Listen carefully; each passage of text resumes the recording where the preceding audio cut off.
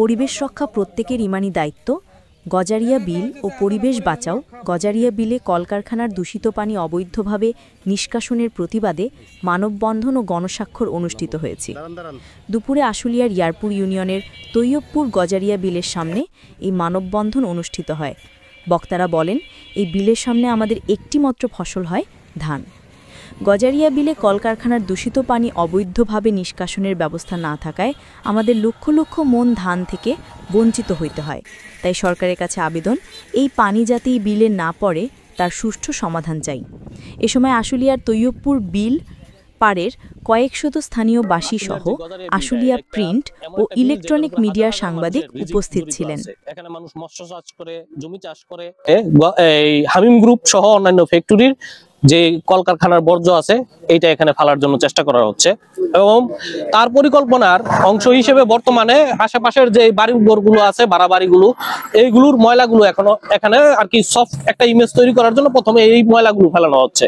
আমরা এটা বন্ধ করে এই গজারিয়া বিলটা রক্ষার জন্য আমরা এই আজকে মানববন্ধনটা করছি। উপদেষ্টা মাননীয় ইউনূস স্যারের কাছে ও বন পরিবেশ মন্ত্রী উপদেষ্টা রেজাউল আমার কাছে আমাদের এই আকুল আবেদন, আপনারা যেন আমাদের এই ক্ষতিটা না হয় এই জন্য আপনারা একটা প্রচেষ্টা নেবেন।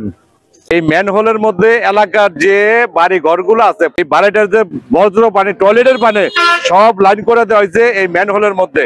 এই ম্যানহোলের মধ্যে ওই করে দিয়ে লাইন করে দেওয়ার পরে এই পানিগুলো আসতেছে এখন আমাদের গজারিয়া বিলে।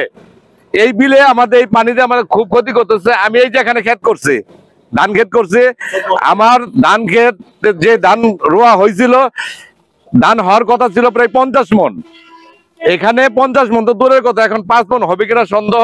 গজারিয়া বিলে এখানে 10,000 লোক মাছ বাইরে চলে।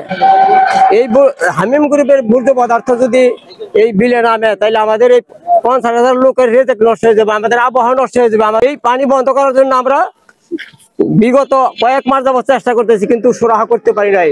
মাননীয় প্রধান উপদেষ্টার কাছে আমাদের আকুল আবেদন যে অচিরেই যেন এই বিলে পানি হামিম গ্রুপ এবং অন্যান্য বর্জ্য পদার্থ যাতে এখানে না নামে সেই জন্য আমরা আকুল আবেদন করছি।